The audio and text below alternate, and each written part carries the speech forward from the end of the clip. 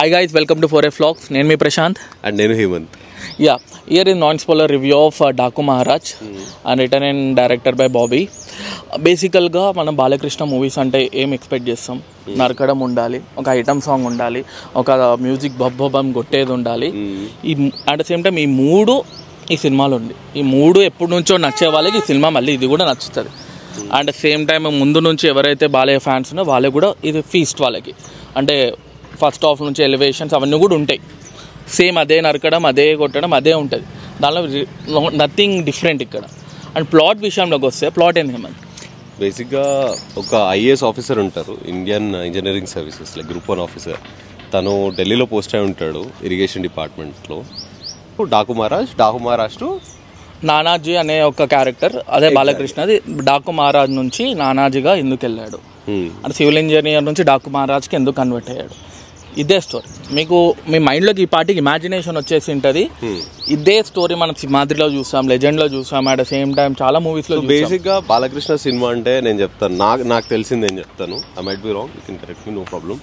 So బేసిక్గా hero ఉంటాడు, హీరోకి ఫ్యామిలీ వాల్యూస్ ఇవన్నీ చాలా ఎక్కువ ఉంటాయి. అది ఫస్ట్ 30 minutes మీకు అర్థమైపోద్ది. సెకండ్ తర్వాత మనోడు ఎక్కడో చిన్న జాబ్ చేయటమో, చిన్న రోల్లో ఉండిపోవటం ఉంటాడు. కానీ మనోడు బ్యాక్గ్రౌండ్ చూస్తే హ్యూమంగస్, అందరినీ తొక్కేస్తాడు, నరికేస్తాడు. అది ఫ్లాష్ బ్యాక్. సో మధ్యలో ఇంటర్వెల్ ఫైట్ ఉంటుంది. ఇంటర్వెల్ ఫైట్ అయిపోగానే సెకండ్ హాఫ్ ఫ్లాష్ బ్యాక్ వచ్చేస్తుంది మీకు. సెకండ్ హాఫ్ లో ఏం జరిగింది, ఎందుకు ఇలా అయింది, అసలు ఏంటిది. మీ సినిమాలో కొత్తది ఏంటంటే మీరు సినిమాలో ఇంకో కొత్తది ఉంది. ఏముందిరా, డ్యూయల్ రోల్ కాదు సినిమాలో, డ్యూయల్ రోల్ లేదు బాలకృష్ణ. అది రిమైనింగ్ అంతా సేమ్. కొద్దిగా అది మాత్రం లేదనమాట, డ్యూయల్ రోల్ లేదు, రిమైనింగ్ అంతా సేమే ఉంటది. సో అండ్ వీటితో పాటు మీరు ఎక్స్పెక్ట్ చేయొచ్చు ఏంటంటే ఒక మంచి బ్యూటీని తీసుకొని అన్న ఐటమ్ సాంగ్ చేస్తారు. అది okay, still fine, entertainment so good. And ఇంకా ఈ సినిమాలో అయితే కామెడీ అయితే నేను ఎక్కడ చూడలేదు, ఎంటర్టైన్మెంట్ లేదు. మీకు ప్యూర్లీ మాస్ ఆడియన్స్, నాకు మ్యూజిక్ కావాలి, కొట్టుకుంటాం నరుక్కుంటాం కావాలి, అండ్ లిటిల్ ఎమోషన్ చాలా బాగుంది సినిమాలో, చాలా బాగుంది. సి అది అంటే ఓన్లీ నా ప్రాబ్లం ఏంటంటే ఇప్పుడు మన దగ్గర ఇప్పుడు రజనీకాంత్ ఉన్నారు, అదర్ ఇండస్ట్రీస్ లో లైక్ రజనీకాంత్ ఉన్నారు, మమ్మూటి ఉన్నాడు, అంటే మోహన్ లాల్ ఉన్నారు. వీళ్ళకి ఏంటంటే జనరల్ గా ఇప్పుడు జైలర్ అయినా చూసుకుంటాం. ఫర్ ఎగ్జాంపుల్ జైలర్ మూవీ ఉంటుంది. జైలర్ మూవీ మనకు తెలిసిన స్టోరీ అని కొంచెం డిఫరెంట్ వేలో ప్రెజెన్సీ ఉంటుంది. అంటే కొంచెం డిఫరెంట్ వేలో ప్రెజెన్సీ, ఆ బీజిఎం అయినా వినడానికి. దీనిలో బీజిఎం బాగా కొట్టలేదని కాదు, ఈ బీజిఎంలో ప్రాబ్లం ఎక్కడికి వచ్చిందంటే ఇక్కడ ఫస్ట్ ఆఫ్ ఆల్ మనము ఒక మన తమ్మంది ఇంటర్వ్యూ చూస్తాం. రజనీకాంత్కి బక్కోడు ఉన్నాడు, అట్ ద సేమ్ టైం బాలయ్యకి బండోడు ఉన్నాడు అని. ఇక్కడ బక్కోడేమో ఈ సిచ్యువేషన్ తగ్గట్టు మ్యూజిక్ ట్యూన్స్, ఇన్స్ట్రుమెంట్స్ చేంజ్ అవుతూ ఉంటాయి. బట్ ఇక్కడ బండోడేమో సేమ్ ట్యూన్. ఆ పిపి సౌండ్ ఫస్ట్ లో విన్నప్పుడు బాగానే ఉంటుంది. మనం ఏ సినిమా చూసావరా? Game Changer, night Rowdy Fellow almost 10 years అయింది ఆ సినిమా వచ్చి. దానిలో మీకు ప్రతి సీన్ లో మీకు మ్యూజిక్ వల్ల సగం సినిమా అర్థమవుతుంది. మ్యూజిక్ వల్ల కన్వే చేస్తారు మనకు సినిమాని. ఏముండదు ఇక్కడ pay pay pay pay pay. అది ఫస్ట్ లో బాగానే ఉంటది. అదే ఇంకా రొటీన్ కొడుతుంటే చిరాకు దొబ్బేస్తారు థియేటర్ లో. కొద్దిగా ఏంటంటే అంటే ప్రతి సీన్ లో అది కాకుండా కొద్దిగా చేంజెస్ ఉండాలి. అండ్ సినిమాలో పాజిటివ్స్ గురించి మాట్లాడతామంటే ఒకటి అంటే సినిమాటోగ్రఫీ చాలా బాగుంది, అండ్ కెమెరా వర్క్ చాలా డీసెంట్గా ఉంది. అండ్ సేమ్ టైమ్ డైరెక్టర్కి మనం రీసెంట్ మూవీస్ కూడా చూసాం, ఆర్దర్ వీరయ్యలో. అంటే సేమ్ స్టోరీ లైన్, కొంచెం మసాలా, అండ్ సేమ్ టైం ఒక సేమ్ దోశ ఉంటుంది, దానిలో masala dosa, onion dosa, same template, దానిలో డిఫరెంట్ ఇంగ్రీడియంట్స్ యాడ్ చేసేసి మనం ముందుకు ఇడిచి పెడుతుంది. సేమ్ బాబీ స్టైల్లో ఇదే ఉంటుంది. అండ్ మేజర్గా ఇక్కడ ఏంటంటే మాకు డీసెంట్గా మేము చూసిన రెగ్యులర్ ఫార్మాట్లో అదర్ ఇండస్ట్రీలో చూసుకుంటే మన ఇండస్ట్రీకి వచ్చిన ఆరోగ్యం ఏందో తెలియదు. చిరంజీవి అయినా, అట్ సేమ్ టైం బాలకృష్ణ గారైనా, లేకపోతే మన వెంకటేష్ అయినా, నాగార్జున అయినా, వాళ్ళ ముందు మూవీ శివ అట్లాంటి మూవీస్ ఇప్పుడు తీయమని మేము అంటలేం. బట్ ఇప్పుడు బయట ఇండస్ట్రీలో ఈ ఇండస్ట్రీలో పోయేది ఏంటంటే అవే రొటీన్ స్టోరీ, ఏజ్ అయిపోయిందని అవే ఉంటాయి. మమ్మూటి మూవీస్లో కూడా ఇప్పుడు రీసెంట్గా బ్రహ్మయుగం అది ఇటర్ ఫ్లో పక్కన పెట్టేస్తే they are trying for a new experiment. At the same time ఇప్పుడు కమల్ హాసన్ ఉంది. కమల్ హాసన్ కూడా ఆ ఏజ్లో విక్రమ్ మూవీ తీస్తారు. Trying different things, different genres. Kamal Haasan, there is no point రా. Kamal Haasan you can't compare with anyone.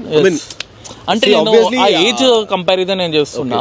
ఆ ఏజ్ లో ఏందో మన దగ్గరకు వచ్చేసరికి అదే ఫ్యాక్షన్, అదే సాంగ్స్, ఆ ఏజ్ అనేది కనపడిపోతుంది. ఇప్పుడు జనరల్గా బాలకృష్ణ అప్పుడు డ్యాన్స్ చేసేది వేరే ఉంటుంది, ఇప్పుడు ఒక హీరోయిన్ పక్కన డ్యాన్స్ చేస్తుంటే వాళ్ళ కూతురు పక్కన డ్యాన్స్ చేస్తున్నట్టు ఉంటుంది. సేమ్ మా ఫీలింగ్ అదే ఉంటుంది. సినిమా పక్క ఒకటైతే ఇది మన లాస్ట్లో ఒక సీన్ ఉంటుంది, మాకు వెనకాల కూడా పెద్ద ఏజ్ ఆమెది, అండ్ జెర్సీలో హీరోయిన్ ఉంటుంది కదా, జెర్సీలో హీరోయిన్ చాలా బాగుంటుంది. దట్టు నార్త్ ఇండియన్ లైక్ అది వేసుకుంటుంది, ఇది గుంగట్ వేసుకుని మంచి అసలు ఎంత బాగుంటుంది తెలుసా. ఈ హీరోయిన్ మార్చేసి ఆ హీరోయిన్ పెట్టేయంటారా బాబు. తను చాలా అండర్ రేటెడ్, చాలా బాగుంది, చాలా అంటే చాలా బాగుంది. నీకు అది గుర్తుందా, ఆమె స్పాయిలర్ అలర్ట్ కొంచెం స్కిప్ చేసుకోండి, ఆమె చనిపోతున్నప్పుడు మా కూతురు బాగా చూసుకోండి అని ఇట్లా పెట్టినప్పుడు వెనకాల మనకు సౌండ్ వచ్చింది, మా అమ్మాయి అనమ్మా మావయ్య అంటే చనిపోతున్నప్పుడు కూడా కామెడీ, అంటే వెనకాల సీట్లలో కూర్చున్న వాళ్ళు ఆ కామెడీ జనరేట్ చేస్తున్నారంటే ఆ ఏజ్ అనేది మనకి స్టార్ట్ లుకింగ్ అవుట్వర్డ్స్. అంటే ఐ థింక్ బాలయ్య గారు ఈజ్ అ గ్రేట్ యాక్టర్. అంటే ఆయనలో ఆ యాంగర్ ఉంది, ఆ ఎమోషన్స్ అన్నీ ఉన్నాయి. ఆయన సూపర్గా తీసిండు, ముందు చాలా సినిమాలు బాగా తీశాడు, కానీ ఈ thumbnail కి ఈ జోనర్ కి స్టిక్ అయిపోయి ఉన్నాడు. ఎప్పటి నుంచో ఇదే జోనర్ అయిపోయేసరికి అవుట్ ఆఫ్ ద బాక్స్ ఏదైనా చేస్తే యాజ్ అన్ ఆడియన్స్ ఇప్పుడు సినిమా బాగున్నా బాగోపోయినా బాలయ్య సినిమా రిలీజ్ అయిందంటే మనం వెళ్తాం. జనరల్ బాలయ్య చేసింది అదే. ఇప్పుడు బాలయ్య అందరు మైండ్లలో పెట్టేసింది అంటే, అరే బాబు నా సినిమా కోసం మీరు ఏమి ఇట్లాంటివి ఓవర్ ఎక్స్పెరిమెంట్ సినిమాలు ఎక్స్పెక్ట్ చేయకండి, ఫ్యాక్షన్ గురించి వస్తుంది, ఫ్యాక్షన్ వస్తుంది, నరకడం ఉంటుంది, మా తమ్మును గట్టి కొడతాడు, మీకు అందరికి ఊపు వచ్చేస్తుంది, ఎగ్రేస్తాడు. అదే జోనర్లో మనకి 3-4 మూవీస్లో అట్లనే పెట్టారు, మనం అది తెలిసి కూడా మనం మూవీకి వెళ్తున్నాం. అంటే అక్కడ వాళ్ళ తప్పు కాదు, చూసేది మన తప్పే. ఫ్యాన్స్ అండ్ సెకండ్ థింగ్ ఏంటంటే, అదే ఫ్యాన్స్ కొంచెం రొటీన్గా ఎక్స్పెరిమెంటల్ సినిమా ఇప్పుడు చూసుకుని నాగార్జున తీసాడు 2-3 ఎక్స్పెరిమెంట్ కోసం వచ్చాడు, వైల్డ్ డాగ్ అని ఎక్స్పెరిమెంటల్ తీసినప్పుడు మనం దాని మీద రివ్యూలు ఇచ్చే వాళ్ళు కూడా చాలా తక్కువ ఉన్నారు. ఎక్స్పెరిమెంట్ తీసే రివ్యూలు కూడా ఇయ్యరు ఎక్కువ, ఎట్లా అది చూడాల్సింది అవసరమా అని.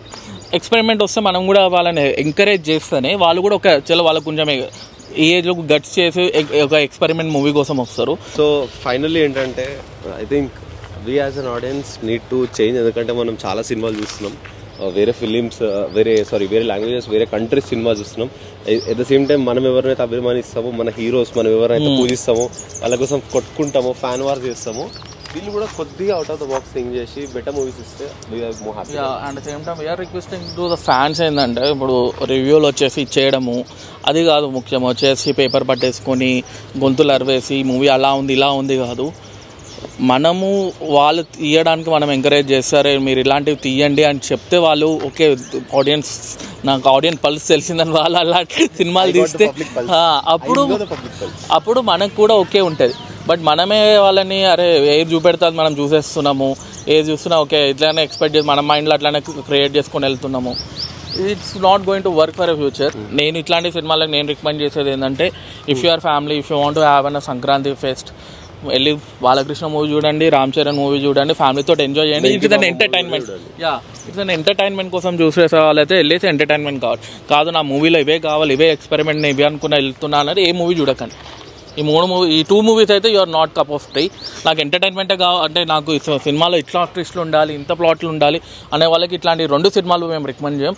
లేదు నా ఫ్యామిలీతో వెళ్ళి కొంచెం ఎంజాయ్ చేయాలి, ఫీస్ట్ ఉండాలి అట్ ద సేమ్ టైం అంటే family you can watch this both the movies.